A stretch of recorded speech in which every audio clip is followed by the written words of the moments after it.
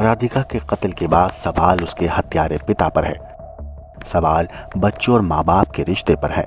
सवाल ये भी उठ रहा है कि क्या मामूली सा ताना परिवार बर्दाश्त नहीं कर पा रहा है और इसी वजह से ऐसी खौफनाक वारदात को अंजाम दिया गया। लेकिन इन सब के बीच सबसे बड़ी बात यह है कि क्या आखिर राधिका की माँ और उसके परिवार के और लोगों को इस खौफनाक इरादे की भनक लगी हुई थी? क्या वो जान नहीं सके राधिका के पिता के मन में क्या चल रहा है?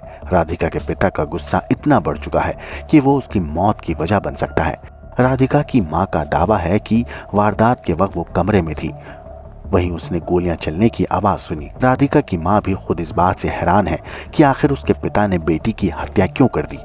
उधर राधिका की हत्या के बाद सबसे पहले उसके चाचा ही मौका वारदात पर पहुंचे थे। उसने ही अपने भाई के खिलाफ शिकायत दर्ज कराई। पहली बार जब उसने राधिका का खून से लथपथ लाश देखी तो उसे भरोसा था कि हत्या उसके भाई ने ही की है। तो क्या राधिका अपने चाचा को पहले ही इस बात का एहसास करा चुकी थी कि उसका पिता ऐसा कदम उठा सकता है? अगर उसे इसका एहसास था तो क्या उसने अपने भाई को समझाने की कोशिश की?